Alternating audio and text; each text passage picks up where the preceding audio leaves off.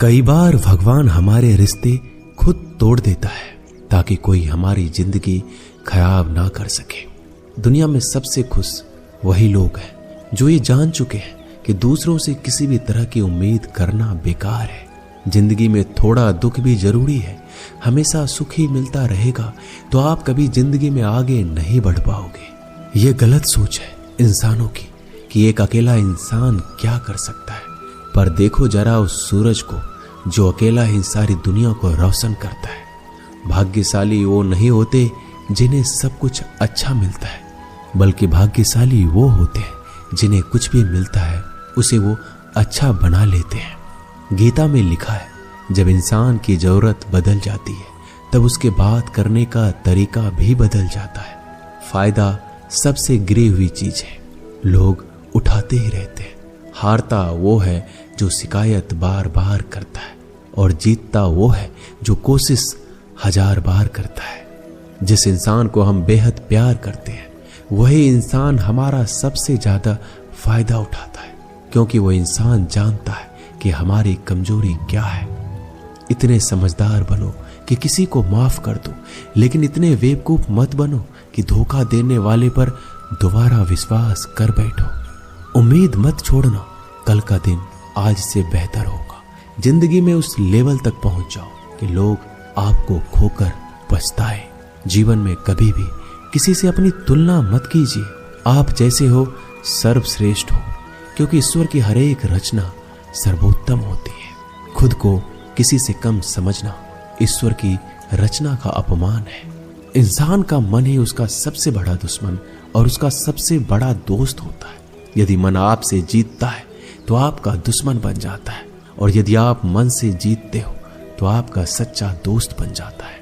यदि कोई आपको नजरअंदाज करे तो बुरा मत मानना, क्योंकि लोग अक्सर अपनी हैसियत के हिसाब से चीजों को नजरअंदाज करते हैं। उन लोगों के पीछे कभी मत भागना जिन लोगों को आपकी कोई परवाह नहीं। श्री कृष्ण कहते हैं, गलती हर इंसान से होती है, लेकिन गलतियां सुधारता वही इंसान है जो दिल का साफ होता है और रिश्तों को खोना नहीं चाहता। जिंदगी का सबसे बड़ा थप्पड़ किसी से की गई उम्मीद मारती है। कभी कभी इंसान ना टूटता है ना बिखरता है, बस हार जाता है, कभी खुद से तो कभी किस्मत से तो कभी अपनों से। हर जिंदगी में खुद को समय जरूर दें, क्योंकि पहली जरूरत आप खुद हैं। याद रखना कि जरूरत से ज्यादा अच्छे बनोगे तो जरूरत से ज्यादा इस्तेमाल किए जाओगे। रिश्ते चाहे कितने भी बुरे हो उन्हें कभी मत तोड़ना, क्योंकि गंदा पानी प्यास बुझाने के काम नहीं आता, पर आग बुझाने के काम जरूर आता है। जमाना जब भी मुश्किलों में डाल देता है तो परमात्मा हजारों रास्ते निकाल ही देता है। विश्वास करने वाले से ज्यादा बेवकूफ विश्वास को तोड़ने वाला होता है, क्योंकि वह सिर्फ एक छोटे से स्वार्थ के लिए एक अच्छे इंसान को खो देता है।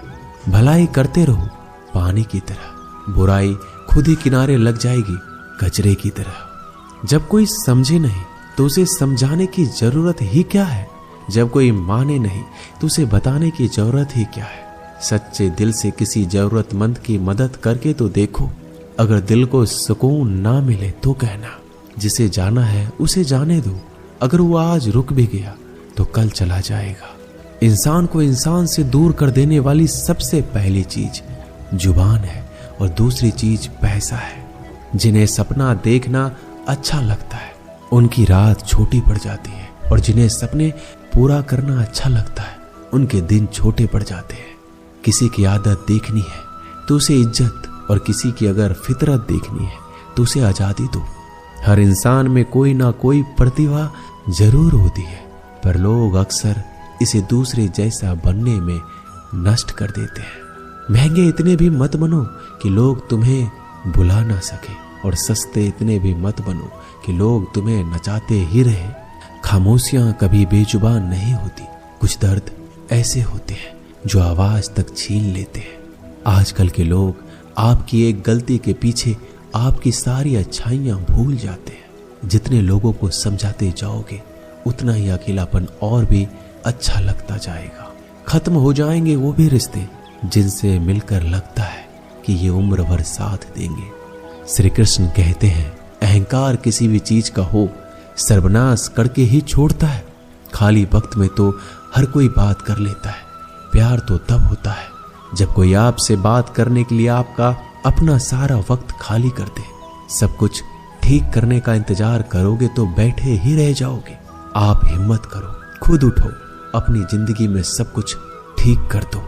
लोग पहचानना ही भूल जाए इससे पहले अपनी पहचान बना लेनी चाहिए। एक बार एक राजा ने भगवान श्री कृष्ण का मंदिर बनवाया और उसमें मूर्ति की पूजा करने के लिए एक पंडित को रखा।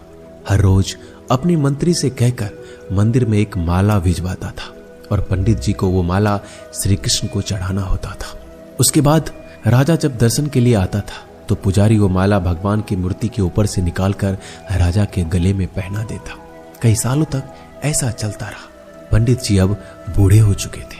एक दिन राजा की तबीयत खराब हो गई। उसने अपने सेवक को कहा कि तुम जाकर पंडित जी को माला दे आओ और उनसे कहो कि आज मेरी तबीयत खराब है, मैं आज मंदिर नहीं आ सकता, तो प्रतीक्षा ना करे।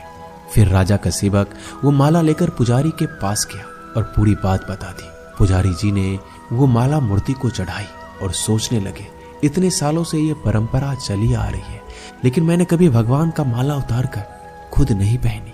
शायद आज भगवान की यही इच्छा है कि ये माला मैं पहनूं, इसलिए भगवान ने आज राजा को नहीं भेजा।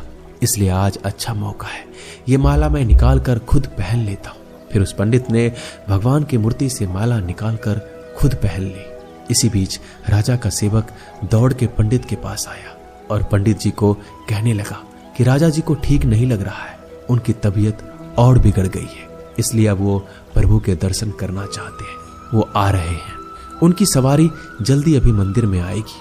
उन्हें लगा कि ये परंपरा कहीं टूट ना जाए, इसलिए वो आज भी मंदिर में आ रहे हैं। जब पंडित जी को इस बात का पता चला तो उन्होंने फटाफट माला अपने गले से उतारी और जाकर फिर से भगवान की मूर्ति को चढ़ा दी।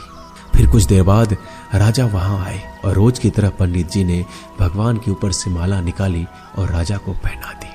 अब राजा ने उस माला को देखा तो उस माला में एक सफेद बाल नजर आया। राजा ये समझ गया कि ये बाल पंडित का है।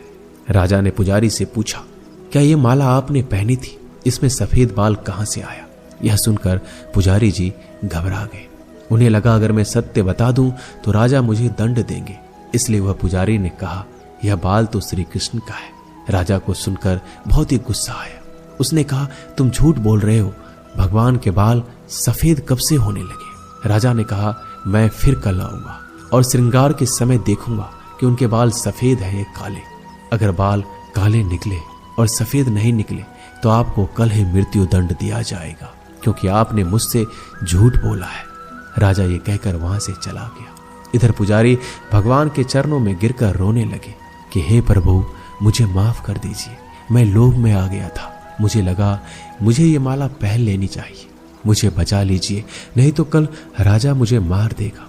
तो पुजारी पूरी रात भगवान के चरणों में गिरकर रोने लगा, विनती करने लगा कि प्रभु मुझे बचा लीजिए। अगली सुबह राजा मंदिर पहुंचा। राजा ने भगवान की मूर्ति के ऊपर से मुकुट निकाला और उनके बाल देखे। राजा चौंक गया क्योंकि भगवान की मूर्ति के ऊपर सफेद बाल थे।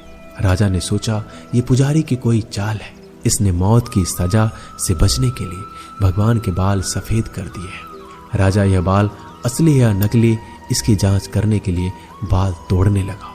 जैसे राजा ने कुछ बाल तोड़े तो मूर्ति में से खून की धारा बहने लगी। राजा भगवान के चरणों में गिर गए और क्षमा मांगने लगे और रोने लगे, कहा मुझे माफ कर दीजिए। तभी मूर्ति से एक आवाज आई, राजा तूने सिर्फ मुझे मूर्ति माना, इसलिए मैं तुम्हारे लिए सिर्फ एक मूर्ति हूं। लेकिन पुजारी ने मूर्ति में साक्षात भगवान देखा, इसलिए मुझे मेरे भक्त की रक्षा करने के लिए मेरे बाल सफेद करने पड़े और खून की धारा बहानी पड़ी, ताकि मैं समझा पाऊं कि जहां भाव है वहां भगवान है। अगर आप वाकई में भगवान का स्मरण करते हैं, उन्हें देखना चाहते हैं, तो आपके अंदर सिर्फ भाव होना चाहिए। ये एक छोटी सी कहानी हमें शिक्षा देती है कि भगवान के आशीर्वाद के सिवाय कुछ भी संभव नहीं। अगर आप सच्चे दिल से भगवान को पुकारते हैं तो भगवान आपकी मदद के लिए जरूर आते हैं। दोस्तों, ये वीडियो यही समाप्त होती है। मिलते हैं अगले वीडियो में। तब तक के लिए अपना ख्याल रखिएगा। जय श्री कृष्णा।